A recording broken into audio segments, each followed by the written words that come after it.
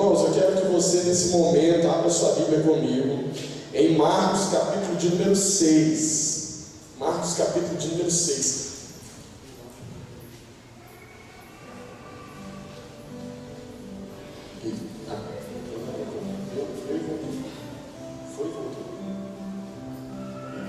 Agora sim.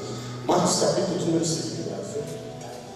Marcos capítulo de número 6, versículo 1. Marcos capítulo de número 6, versículo 1. Quem achou, diga achei. Quem não achou, fala célula, meu irmão. Você vai precisar de ir na célula, no céu, né? O céu ensina a Bíblia também, ensina? Então não tem nada aqui vocês, viu? Estou vendo aí essa vestida toda, o Vlad é sempre inovador, né? Criou o céu aí. A gente está sempre na internet. Você também depois procura saber. A gente tem um trabalho de jovens, né? Eu trabalho com jovens na Formiga. A gente tem a INCO, que é o nosso trabalho lá. A INCO, não me pergunte o que é, eu não sei o que significa INCO. Estou brincando, gente. Mas é um nome que a gente criou mesmo. É um nome novo. Depois você segue lá. A gente tem página, Instagram, tem tudo. Me segue lá. A gente é bem da internet, assim, sabe? A gente gosta, e é incrível, porque essa arma, tem muita gente que prega contra a internet. Eu sou super a favor da internet, irmãos. Super. Porque a internet, você não sabe o tanto de gente, de jovens que a gente ganha para Jesus na internet, cara. No nosso trabalho com jovens, grande maioria dos jovens que vão até os nossos pequenos grupos, que vão no nosso trabalho de jovens, é envolvido através da internet. Através da internet, a gente alcança os caras através da internet, através de inbox do Facebook. A gente já chegou a fazer discipulado online, já chegou a fazer célula online, e a gente está nessa, porque a gente crê que o Evangelho não pode retroceder, tem que avançar na geração. Amém, meu irmão? Amém? Então, quando a Bíblia diz que as portas do inferno não vão resistir contra a igreja, não é que a igreja tem que afastar disso, a igreja tem que apropriar dessas ferramentas e quebrar tudo. Amém? Fala comigo, a gente vai quebrar tudo em nome de Jesus. Fala assim: Jesus saiu dali e foi para a sua cidade. Diga comigo assim: a sua cidade, acompanhando os seus discípulos, quando chegou o sábado e começou a ensinar na sinagoga, e muitos dos que ouviam ficavam admirados. Fala comigo assim: ficavam admirados. Eles perguntavam assim: de onde vêm essas coisas? Perguntavam a eles: que sabedoria é essa que lhes foi dada? Esses milagres que ele faz, não é esse aí, o carpinteiro, o filho da Maria, o filho, né, do José, o irmão do Tiago, o filho de José, Judas e Simão? Não está aqui com a gente, as suas irmãs? E eles ficavam escandalizados por causa dele. E Jesus lhe disse: só em sua própria terra, entre os seus parentes e em sua própria casa, é que um profeta não tem honra. E não pôde fazer ali nenhum milagre, exceto impor as mãos sobre alguns doentes e curá-los. E ficou admirado com a incredulidade deles. Digo assim: a incredulidade. E então Jesus passou a percorrer, a andar povoados, ensinando. Amém? Feche seus olhos, Pai. Obrigado pela leitura da sua palavra. Senhor, nós te agradecemos. Senhor, eu quero que na simplicidade da sua palavra o Senhor revele o poder do teu Espírito, porque a tua palavra diz que o Evangelho é o poder de Deus. O Evangelho é o poder de Deus, e nós acreditamos que nós vamos sair desse lugar impactados pela sua palavra. Nós vamos sair desse lugar impactados pelo Evangelho. Em o nome de Jesus nós seremos transformados. O nosso caráter, a nossa mente, as nossas palavras, nossos pensamentos, as nossas atitudes serão transformadas, porque o Evangelho de Jesus tem poder para nos transformar, tem poder para nos mudar, tem poder para gerar algo diferente em nós, e nós acreditamos na transformação através da pessoa e da palavra de Jesus. É o que nós cremos e dizemos amém. Todos podem dizer amém. Meu irmão, esse texto de Marcos que nós acabamos de ler, Marcos capítulo 6, é um texto tão incrível, porque esse texto fala da volta de Jesus na sua cidade. Você já imaginou você ficar 30 nasceu aqui, jogou bolinha de gude, deu carrinho nos outros, futebol, levanta a mão aí, deixa eu ver. Deixa eu ver, gente. Tem pouca gente daqui, gente. O que é isso? De onde você é, meu irmão? Pernambuco? Estão dizendo que não, tem? Pernambuco, é nós, Pernambuco. Irmãos, tem gente, tu quanto é gente aqui, ó. Se gritar, sai formiga aqui. Deixa eu falar para vocês. Jesus ficou 30 anos fora daquele lugar. Imagina você que nasceu aqui, ficar 30 anos fora desse lugar. Você foi criado aqui, você fez um monte de coisa aqui, você jogou bolinha de gude, você deu carrinho nos outros futebol, você bateu nos outros na escola, você fez um monte de coisa, um monte de arte aqui. Você tem uma família aqui, você tem convivência, você tem amigos, e você, 30 anos, vai embora, fica 30 anos fora desse lugar. E cara, nesse tempo de 30 anos, você tem uma transformação incrível. Deus molda você, cara, você recebe a palavra de Deus, você é transformado, mudado, cheio do Espírito Santo, e agora você está pregando o Evangelho, você está ensinando com poder, você ora e as pessoas são curadas, você ora e as pessoas são libertas, você prega e as pessoas são transformadas.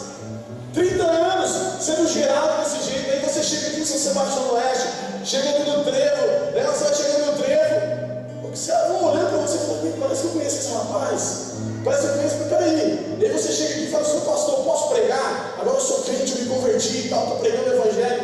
Aí o pastor vai de mim e fala, pode pregar. Daí você vem cá, pega a palavra, você começa a pregar. E Deus realmente tem te usado. Mas os caras aqui no culto, aqui, o pessoal, os irmãos começam a olhar e falam, peraí, esse cara não é o João, o filho do Zé, filho da Maria, que jogava bola lá, não é esse cara aí.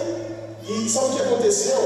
A Bíblia diz que Jesus chegou na sua cidade, e foi isso que aconteceu. Ele chegou lá, e as pessoas começaram a olhar para ele e falaram, eu conheço esse cara é o filho do Zé, carpinteiro, filho da Maria ali, fazendo uns pontos de bons, e começou a falar, e de repente, a Bíblia diz que Jesus pregava, e eles ficavam admirados, eles ficavam, nossa, o cara manda muito bem, olha o tanto que ele prega legal, olha o tanto que ele tem estilo, a palavra dele, pá, olha só, Jesus é um cara, mas ele é muito bom, cara, Jesus filho do Zé é bom mesmo, admirados. E a Bíblia diz que eles olhavam para Jesus e olhavam com tanta admiração, achavam incrível a palavra, a sabedoria. Mas Jesus falou, após isso, ele olhou para os discípulos e falou, olha gente, deixa eu falar uma coisa para vocês, o profeta da sua casa não tem honra, não está tendo honra. E sabe o que a Bíblia diz? Que Jesus não operou nenhum milagre ali, a não ser curar alguns enfermos e alguns doentes. E aí a Bíblia fala que por causa da sua incredulidade, aquele povo não foi tão abençoado. Eu quero falar sobre isso aqui nessa noite, sobre incredulidade, o perigo de ser intoxicado pela incredulidade, o perigo de nós cristãos que professamos Jesus como Salvador sermos intoxicados pela incredulidade. Eu estou fazendo uma série de mensagens com os jovens da minha igreja. A série de mensagens chama Detox. E eu estou falando sobre assuntos que vão desintoxicar a nossa fé. Porque com o decorrer do tempo, com o passar dos anos, parece que os cristãos eles começam a ficar intoxicados. Os caras começam bem, vão para a igreja bem, se batizam, faz curso de líder, vai com tudo, vai no poder e pai, o negócio está acontecendo. Mas de repente parece que eles começam a desanimar. Você conhece gente assim? Que o cara parece que está todo vapor, mas do nada o cara dá uma queda, ele cai, e a vida espiritual dele parece que vira uma montanha russa.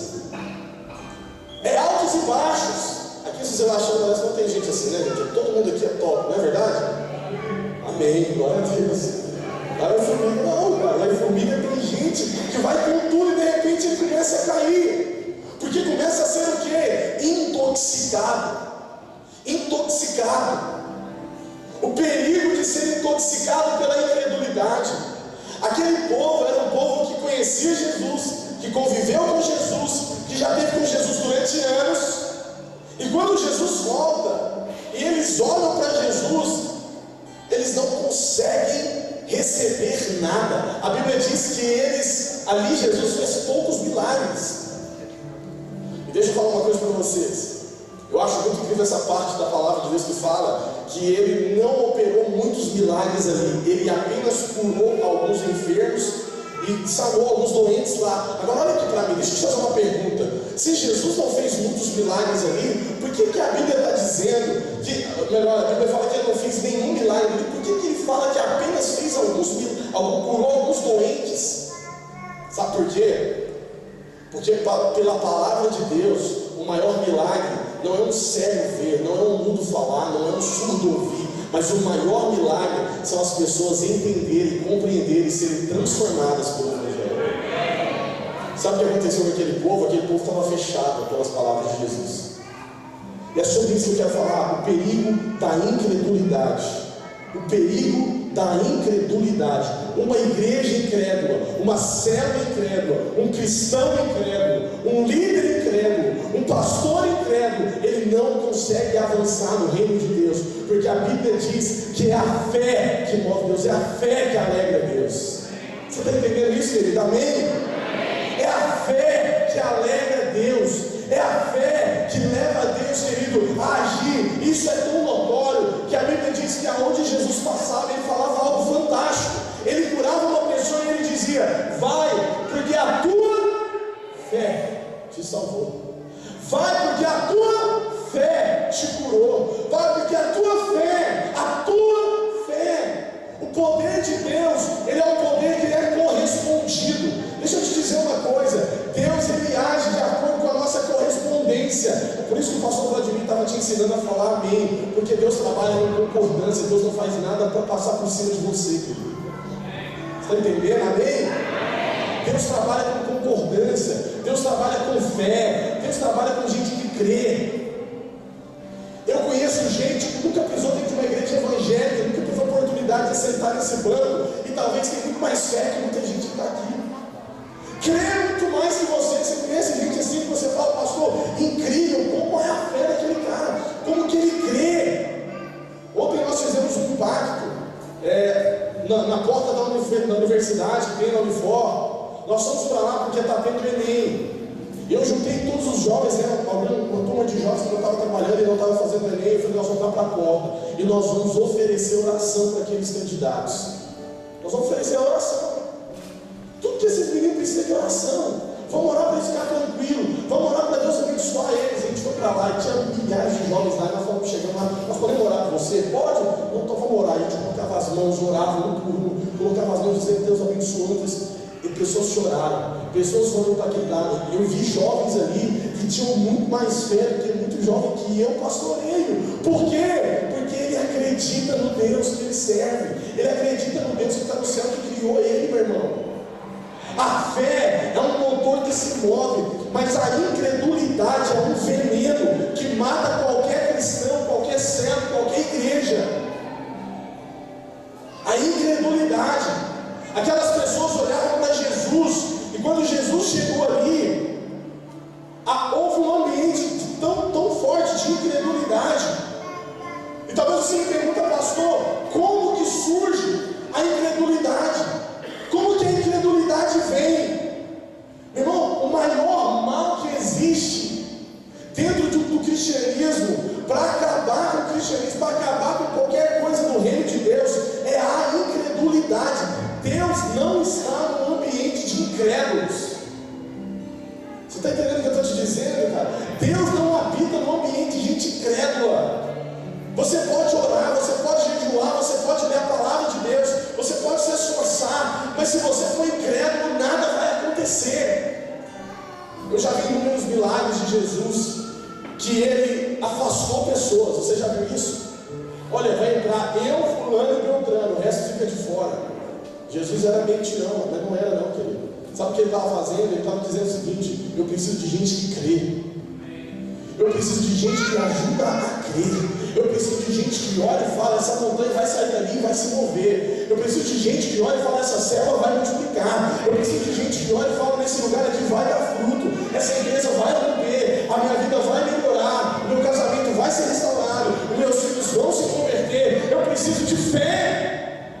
Amém? Porque sem fé é impossível agradar a Deus, querido. Você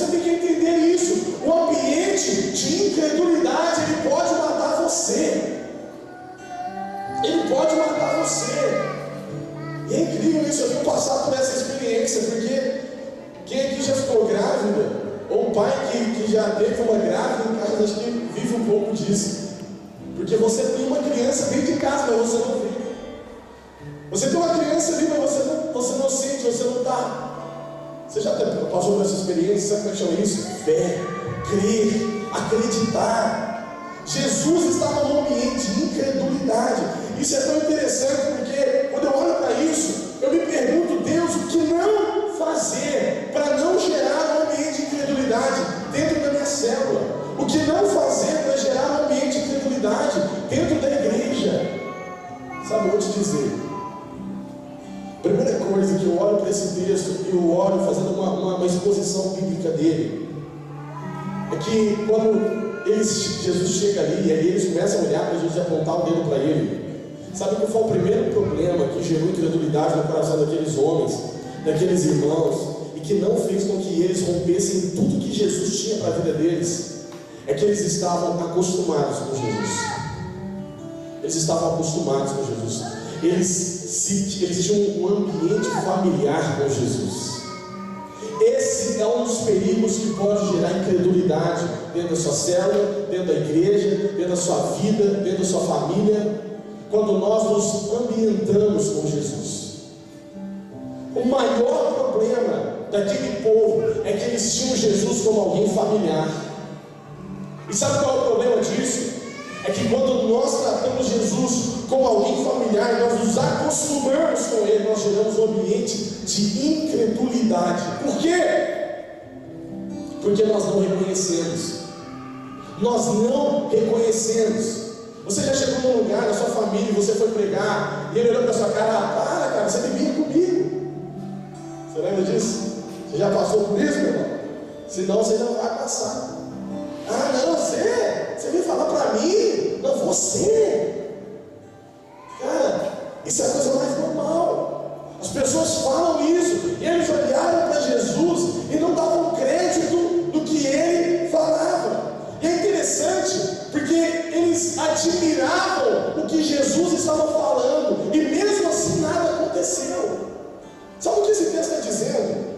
Que quando eles admiravam, o que a Bíblia está dizendo é que eles prestavam atenção, eles estavam focados, eles estavam atentos. Os caras estavam sentados com os olhos vidrados em Jesus, estavam admirados, mas passou mesmo assim, nada aconteceu. Não, por quê? Porque eles apenas admiravam. Preste atenção no que eu vou te dizer. O grande problema do Evangelho, o grande problema da incredulidade, é que quando nós nos ambientamos com o ambiente da igreja, com o ambiente de Jesus, quando nós nos familiarizamos com o cristianismo, nós começamos a parar de honrar, e nós começamos a admirar. O grande problema é quando nós trocamos a honra pela admiração. Existem duas coisas diferentes. Uma coisa é admirar, outra coisa é honrar. Amém? Honra é uma coisa, a admiração é outra. Eu admiro muita gente, mas eu honro pouca gente. Quando eu honro, eu estou reconhecendo.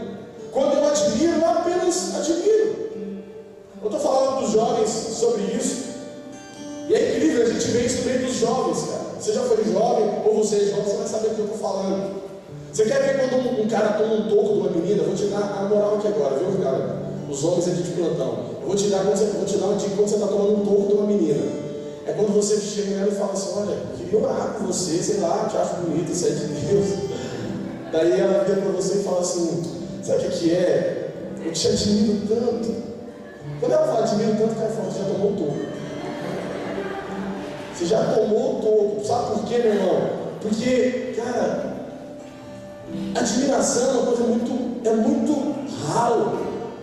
Eu não quero que ninguém me admire, eu quero que as pessoas me honrem. Eu não quero que ninguém olhe para mim e fale: olha que legal. Não, eu quero que as pessoas olhem para mim e digam: eu quero que ele tenha. Honra e admiração são duas coisas muito diferentes. Aquele povo admirou Jesus, mas não honrou ele. O grande problema da igreja, quando eu digo igreja, eu digo em geral, eu digo nós como cristãos, é que nós passamos dentro do Evangelho a admirar Jesus e não honrá-lo. E a diferença disso é que nós achamos Jesus bonito, nós achamos ele legal, ele é bom, ele nos faz bem, mas eu não quero nada do que ele tem para me transformar, e eu não estou disposto a mudar. Eu só admiro, mas eu não honro. Meu irmão, a honra, ela te liga a receber o que o outro tem. Eu não sei se você já leu na Bíblia, mas a Bíblia diz que quando nós honramos, nós também somos honrados. Isso é uma coisa recíproca. Acontece, por quê? Por que a honra vai e vem? Porque a honra é uma ponte de conexão para eu receber algo. Você quer receber algo de alguém de Deus? Honre ele. Você quer que Deus abençoe através de alguma pessoa? Honre ela, porque a honra nos liga. A honra nos liga. Sabe por que eu sou tão ligado ao pastor Vladimir? Não assunto que eu vou te falar, não é nada, não é relacionamento de interesse, mas é honra. Porque eu muito tempo atrás, a gente foi amigo, nós nos ajudamos. Eu ajudei ele no período complicado que ele estava passando. Sabe o que aconteceu? Ele foi o meu padrinho de casamento. A gente tem uma ligação de elo, de honra. Nós não estamos aqui só por colega de ministério, nós honramos um ao outro, nós estamos juntos. Como eu digo para os jovens, é na zoeira, ele era na bad, meu irmão. É dos dois jeitos, é na alegria, é na dor. Você tem que entender que a honra é uma conexão divina, onde eu recebo algo daquele que está vindo, daquele que está me oferecendo. Jesus, ele deu uma palavra e eles admiraram, mas eles não honraram Jesus. E o problema disso é que quando não existe a honra, nós geramos um ambiente de incredulidade. E aí sabe o que acontece? As coisas começam a ficar superficiais. E aí você pode ter certeza, querido, que a incredulidade entrou. A incredulidade entrou. Quando a superficialidade ela está entranhada. Você nota quando o ambiente está de superficialidade. Olha, meu irmão, eu tenho muito carinho por essa igreja. Eu sou IBVB como vocês são. E eu também me sinto pastor aqui. Eu vou dar uma palavra de pastor para vocês. Cuidado com a superficialidade. Cuidado com a superficialidade. Nós precisamos entrar num nível de cristianismo ralo. Aquele povo não recebeu nada de Jesus, sabe por quê? Porque eles estavam superficiais ao mover de Deus que estava atuando através de Jesus. E quando nós entramos num ambiente de superficialidade, nós tratamos as coisas como normais. E aí sabe o que acontece? Eu tenho hora para chegar dentro da minha empresa, porque senão eu vou perder ponto, eu vou perder salário, mas eu não tenho hora para chegar dentro da igreja. Eu fico incrédulo com isso. Quando começa às 7 horas, 7h40, 8 horas tem gente chegando, porque eu estava tomando banho. Porque eu estava assistindo um programa de televisão, não sei das quantas, que ele me perdoa. O teu evangelho já está superficial. Você já perdeu a honra. Você só admira Jesus. Sabe quando é que nós começamos a admirar e não honrar? É quando nós levamos a sério como obrigação. Aí eu sou líder, porque se eu não for líder, não tem ninguém para liderar esse povo aqui. Me perdoa, o teu evangelho já virou superficial, meu irmão. O teu evangelho já está superficial. Nós entramos num ambiente de superficialidade. E quando nós entramos num ambiente de superficialidade, as coisas começam a ficar normais. E aí sabe qual é o perigo disso? É que a incredulidade começa a reinar, porque o ministério de louvor está tocando, e eu estou lá na lua, eu estou lá no terceiro céu, não é de Deus não, é da minha viagem no mundo de Bob. Sabe, eu estou pensando lá no meu problema de amanhã. Você não está honrando mais Jesus, você está entrando num ambiente de superficialidade. Às vezes eu estou pregando aqui dando uma palavra, e você está pensando lá não sei aonde. Por quê? Porque você só admira. Nossa, é maravilhoso, o pastor prega bem, o louvor canta bem, a igreja é maravilhosa, mas nada disso me muda, porque eu admiro, eu não honro. Cuidado. Será que nós não temos entrado nesse patamar de superficialidade, onde nós fazemos por naturalidade? E isso é um problema que atinge até mesmo muita gente que está em cima do altar. Nós começamos a cantar por naturalidade, nós começamos a pregar por naturalidade, nós começamos a liderar uma célula por naturalidade. Sabe o que acontece? Você nem prepara mais. Você vai como se você já tivesse um piloto automático. Eu não sei como é que é. O maior perigo de um cristão que está vivendo uma vida superficial, você diagnostica na hora, é quando ele diz uma palavra: eu já sei. Eu sei como funciona, eu sei o que eu preciso fazer, eu sei qual a palavra que eu tenho que falar, eu sei o que eu tenho que cantar, eu sei o que eu falo que vai mexer com as pessoas.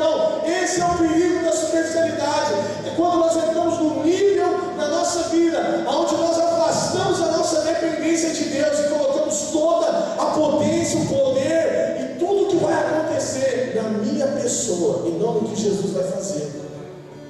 Sabe, querido, o maior cristão, o cristão que está vivendo um nível sobrenatural, é aquele que não está esperando nada do que pode acontecer. Você vem para o culto assim?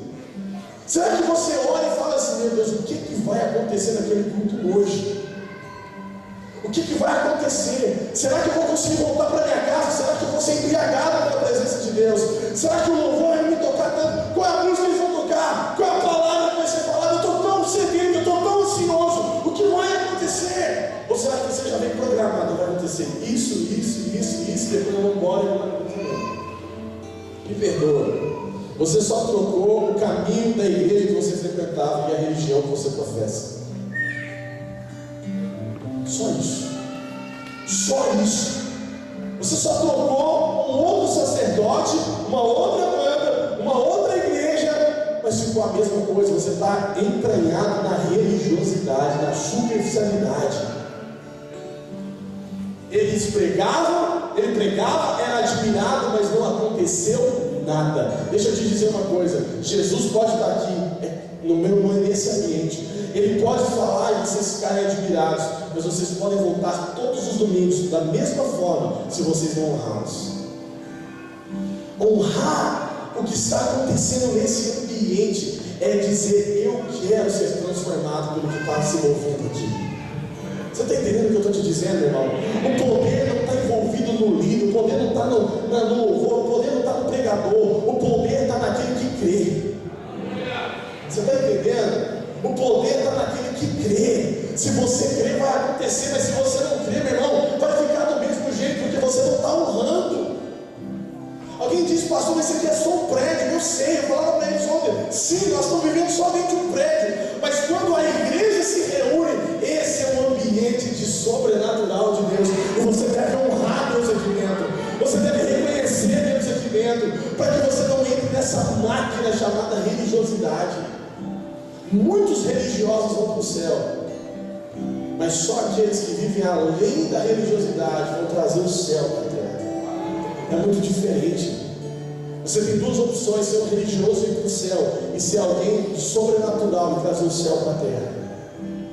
É isso que você tem que entender, querido, que aquele povo estava vivendo um ambiente de naturalidade.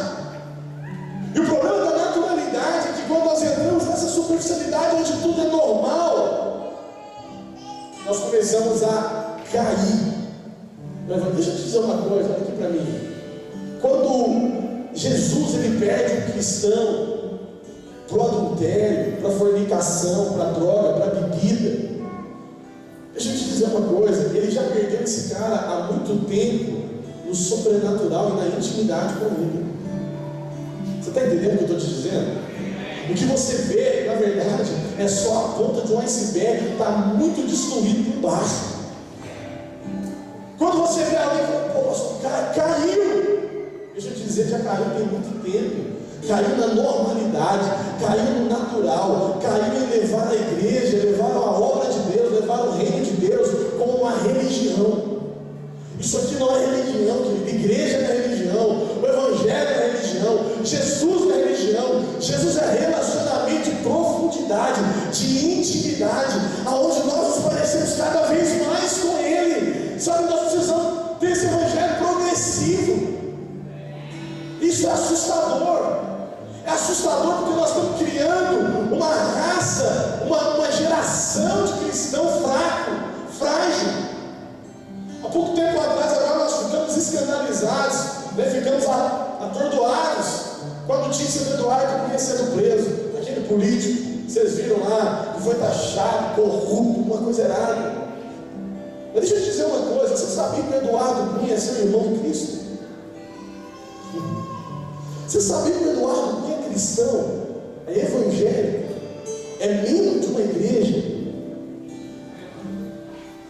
E aí você fala assim: misericórdia, pastor, misericórdia não. Ele foi só um desses que apareceu, que está abarrotado dentro das nossas igrejas, sem ser discipulado, trabalhado e moldado no seu caráter em Cristo. A gente recebeu uma carta recentemente sobre esse tema do Eduardo Cunha. Depois, eu não sei se o pastor Vladimir recebeu, mas se ele puder, tem que ler isso aqui. Do pastor Josué Campanhani. Ele escreveu uma carta, um texto maravilhoso. E o título do texto é: imagine só se Eduardo Cunha tivesse sido discipulado. Sabe o que aconteceria? Brasília seria diferente. Sabe, a gente reclama da corrupção, mas é porque a igreja ainda não chegou lá. O problema de Brasília não é Brasília, é a igreja que não faz efeito. O problema do Brasil não é o Brasil, é porque os cristãos que estão crescendo não são transformadores, são religiosos, são só praticantes de uma fé. Não honram, apenas admiram. Querido, nós precisamos mudar esse patamar de cristianismo nosso e entender que quando Jesus chegar, nós vamos honrá-lo, nós vamos adorá-lo, nós vamos reconhecer quem Ele é e querer ser transformado pelas suas palavras, não só admirar. Pastor, e o que você acha que isso acontece? Sabe qual é o problema da incredulidade? É que a incredulidade, ela faz você perder um tempo precioso que você poderia estar sendo gerado em Deus. Eu fico imaginando a cabeça desse povo de que chegaram no céu e olhar e falar: meu Deus, ele era o Filho de Deus, ele passou em frente à minha casa, ele foi na igreja que eu frequentava, ele pregou no púlpito que eu ia todos os dias, e eu não o reconheci, eu perdi. Sabe qual é o problema da religiosidade, da superficialidade, querido? É que você tem perdido coisas que Deus já poderia estar fazendo na tua vida há muito tempo. Você poderia estar vivendo coisas em Deus que você não está vivendo há muito tempo. Talvez você está orando e dizendo: Deus, faz algo na minha vida, e Deus está dizendo: corresponde ao que eu estou fazendo. Sabe, às vezes nós estamos perdendo um tempo em Deus de transformação, de multiplicação, de crescimento, de avanço, porque nós não reconhecemos Jesus. Não reconhecemos o que Ele pode fazer. Eu tenho visto isso, meu irmão. Eu estou numa cidade que não é muito diferente. São Sebastião do Oeste, em termos de estrutura, acho que talvez São Sebastião tem mais estrutura de empresa, de coisa, que talvez Formiga. Disso eu acho que talvez sim. E eu estou vendo Deus se manifestar de uma tal forma, nos levando, alcançando pessoas, indo além. Sabe por quê? Porque quando nós reconhecemos Jesus, não importa onde eu estou, não importa a cidade, não importa o tamanho, não importa a estrutura, não importa o lugar, não importa a casinha que eu moro, o lugar que eu estou, o ambiente que eu estou, Ele vai fazer, porque não é eu, é Ele. Eu só tenho que honrá-lo, eu tenho que reconhecê-lo. Querido, quando você reconhece, Ele te leva mais alto. Ele te tira desse patamar de superficialidade e você não perde o tempo da visitação de Jesus. Talvez Jesus está aqui, sabe, do seu lado agora, tentando falar: olha, eu preciso fazer algo grande em você, mas você não reconhece Ele. Sabe quando é que nós não reconhecemos Jesus? É quando nós olhamos para nós mesmos e dizemos: eu não consigo, eu não posso, eu não dou conta, eu não vou. Esse é o problema da incredulidade. E o problema disso é que nós não somos transformados. Sabe, querido, quando nós passamos a reconhecer Jesus e andar com Jesus, nós passamos a valorizar mais relacionamentos, passamos a valorizar mais pessoas. Eu fiquei bem impactado com um depoimento de um pastor que meu pai foi visitar agora, ele, na cidade dele, a cidade do Paraná. Eu esqueci o nome dela agora, mas a cidade tem 30 mil habitantes e a igreja tem 900 células. Você já imaginou isso, querido? 900 células na cidade de 30 mil habitantes. Eles estão revolucionando a cidade. E meu pai perguntou para ele: olha, mas por que está acontecendo isso? Qual é a chave? Qual é o poder disso? Ele falou: pastor, relacionamento. Mas como assim? Sabe o que ele disse? Ele falou: olha, quando eu vou no açougue, o que você acha que eu vou fazer lá? Meu pai falou para ele: você vai comprar carne. Ele falou: não, primeiro eu vou lá fazer amizade com o açougueiro, depois eu compro a carne. Quando eu vou no supermercado, o que você acha? Você vai comprar? Não, eu vou fazer amizade com o pessoal que trabalha dentro do supermercado, depois eu compro. Nós estamos ganhando a cidade através do relacionamento. Você já imaginou isso, meu irmão? E aí ele conta que, esse pastor contando que ele foi pregar no Rio de Janeiro. E aí ele chegou no Rio de Janeiro para pregar, ele pregou e tal. Daí o pastor que estava recebendo ele, pegou ele e levou ele e falou: vou te levar no melhor restaurante da cidade, você vai comer uma comida e tal. Daí levou ele chegou lá, pediu, já era 9h da noite, tinha acabado de pregar. Aí sabe o que aconteceu? O tempo começou a passar, eles estão conversando. Deu 10h30, 11h30, meia-noite, um ambiente vazio, gente. O pastor, com vergonha, né, desse pastor que meu pai estava conversando, chamou o garçom e falou: aqui, e o nosso pedido? O garçom põe a mão na cabeça e falou assim: meu Deus, eu esqueci o pedido de vocês. Você imaginou isso, gente? Você com uma pessoa de fora lá, mais de meia-noite, meu irmão. O negócio vai fechando, o garçom esquece do pedido. O pastor pegou e deu um sabão no garçom e falou assim: você não pode fazer isso, eu trago ele lá do Paraná para ele vir cá e comer, e você faz isso. E descascou o garçom, acabou com o garçom ficou chateado.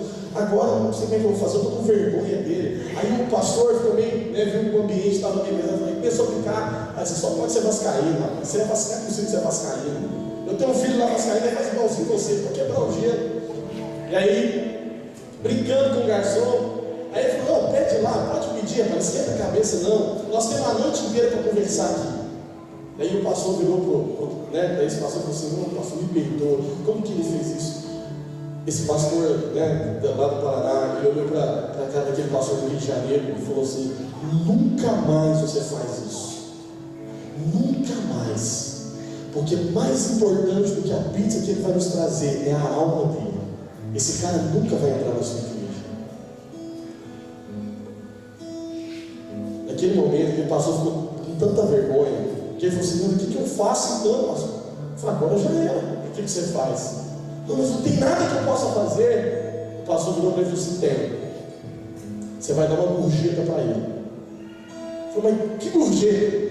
Você vai dar o dobro do que a gente vai gastar aqui. Aí ele ficou assim: mas... Ele falou assim: para que quando ele lembrar de você, ele não se lembre pela bronca que você deu, mas pela gorjeta que você devolveu para ele. Querido, uma alma vale mais que o mundo inteiro. Nós precisamos aprender a nos relacionar com Jesus, a nos aproximar dele e a entender que não são as coisas. Sabe, eu ouvi uma palavra do meu pastor hoje, eu fiquei muito impactado com isso. O cristianismo não tem a ver com aquilo que eu faço, tem a ver com as pessoas que eu me relaciono. E isso, querido, é a pessoa de Jesus, é eu honrando Jesus, é eu reconhecendo quem Jesus é, que eu passo a me relacionar mais com as pessoas. Deixa eu te fazer uma pergunta: quando você quer abastecer seu carro toda semana, levanta a mão, todo mês, no posto aí, será que você sabe o nome do frentista? Você sabe o nome da pessoa que te atende no supermercado? Você sabe o nome, sabe, daquela pessoa que você compra? Deixa eu te dizer uma coisa: mais do que o cristianismo que a gente faz, é o evangelho do relacionamento. Não é pela célula que eu lidero, não é pelo ministério de louvor que eu canto, não é pela pregação que eu faço, mas é por quanto eu estou me relacionando através de Jesus com as pessoas. Isso me tira da superficialidade, isso me tira do natural, de levar a célula como um programa, de levar o culto como um programa, e passa a ser cada dia uma nova experiência. Amém, querido? Cuidado com a incredulidade, porque ela faz você tratar as pessoas como coisas e números. E aí alguém diz: essa visão, a célula. O problema não é a visão, não é a célula, mas é quem pratica. Cuidado para você não se estribar nos números e esquecer que Jesus é relacionamento. Primeiro eu ganho você e depois eu te ganho para Cristo. Essa é a didática do Evangelho, querido. Isso é cristianismo. Isso é cristianismo. Eu quero finalizar e orar pela sua vida, te contando um testemunho. Está ali, né, o nosso irmão vindo aqui agora, o pai do Caio, né, está lá o menino. O Caio é um menino lá de Formiga, ele teve um acidente de moto e ele arrebentou a perna toda, abriu a perna toda. Eu busquei o Caio debaixo da van que ele ficou lá. Eu lembro que era 7 horas da manhã, ele me liga, uma terça-feira, eu estava indo para a reunião de pastores. A gente tem reunião toda terça-feira de manhã, de discipulado. Eu estava indo para lá, e ele me liga e fala: pastor, vem cá, eu estou debaixo da van, minha perna está arrebentada. Quando eu cheguei lá, meu irmão estava uma poça de sangue, ele tinha batido a perna, arrebentado de fato mesmo, a perna dele abriu. Eu lembro que os bombeiros estavam lá, alguns eram da igreja. E eu fiquei muito em cima do cara, assim, para tentar fortalecer. Eu me lembro que o bombeiro pegava a perna dele E a perna dele ficou tipo assim, você pegava uma parte, outra parte caía, você pegava uma parte, outra parte, juntou duas pessoas, 4 mãos para tentar colocar a perna dele e matá-lo. Então você vê o estado que ficou. Foi uma coisa terrível. E o cara ficou 40 dias hospitalizado. 40 dias dentro do hospital. E sabe o que aconteceu nesses 40 dias? Nesses 40 dias nós tivemos um turno de jovens que ficaram lá durante os 40 dias dormindo, e às vezes até de dia lá dentro. 40 dias. Todos os dias tinha um jovem da nossa igreja dormindo lá com ele. Todos os dias, sem exceção, quando tinha de dia. O pai dele está ali, ele talvez é testemunha disso. Sabe o que aconteceu? No último dia que ele saiu, um dos diretores do hospital fez uma publicação no Facebook e vários enfermeiros que ficaram impressionados com o testemunho de unidade que nós expressamos ali. Sabe, hora nenhuma nós fizemos para pensar nisso. E sabe o que aconteceu? Fizeram uma festa no último dia, os enfermeiros levaram presente. O hospital ficou impactado. Porque alguém pregou? Não. Mas porque alguém se ajuntou, um corpo se uniu para ajudar alguém que estava precisando. O Evangelho, querido, é mais do que palavras. São atitudes de relacionamentos. E isso a gente conquista quando a gente sai do nível da superficialidade e encara com Jesus cada dia uma coisa nova. Mas isso nós só vamos viver quando nós deixarmos de olhar para Jesus como mais uma religião e tratá-lo como algo novo em nós. Nós vamos ser como Ele. E nós vamos evitar de viver o que essa cidade viveu. Um tempo desperdiçado, onde Deus poderia estar fazendo algo mais. Fique de pé no seu lugar, eu quero orar com você. Amém? Amém? Glória a Deus. Feche os seus olhos, cubra a sua cabeça. Em nome de Jesus, eu quero que você agora, se você pode, coloque a mão sobre a sua cabeça agora. Eu quero orar pela sua vida. Sabe, você que tem vivido um tempo no Evangelho, queria chamar o Ministério de Louvor aqui, se puder, rapidinho. Queria chamar você que está aqui nessa noite, que tem vivido um tempo na sua vida que parece que está seco, parece que está escasso, parece que você não tem visto as coisas romperem, parece que está agarrado, parece que não rompe, parece que está tão natural, tudo tão superficial, parece que você já foi um cristão melhor, você já avançou mais, já viveu coisas melhores em Deus. Eu quero que você saia do seu lugar, venha aqui à frente. Você que precisa de uma oração aqui nessa noite, para viver um tempo de fé, de rompimento da sua vida, sai do seu lugar e vem aqui à frente. Eu quero orar por você agora. Você que quer viver coisas maiores, você que quer ser mais como Jesus, que quer sair desse ambiente de incredulidade e dizer, pastor, eu quero viver coisas maiores na minha vida, eu quero romper mais na minha vida. Sai do seu lugar e vem aqui à frente. Eu quero orar pela sua vida, querido. Em nome de Jesus, eu não posso ir embora dessa cidade sem pedir ao Senhor para você viver um novo tempo. Em nome de Jesus, comece a orar agora. E comece a dizer, Deus, me leva mais alto, me leva a um nível mais profundo. Deus, eu não quero viver a incredulidade que eu estou vivendo. Eu quero crer mais, eu quero acreditar mais, eu quero honrar mais Jesus, eu quero reconhecer mais Jesus. Começa a dizer isso, começa a orar,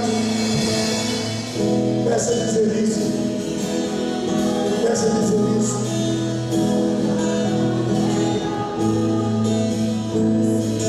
Começa a dizer, Senhor, em nome de Jesus. Deus, nós rompemos agora, Pai. Nós oramos por um rompimento. Nós oramos por um rompimento. Um rompimento, Senhor, na vida espiritual de cada um desses irmãos. Toda incredulidade, coloque a mão sobre a sua cabeça. Toda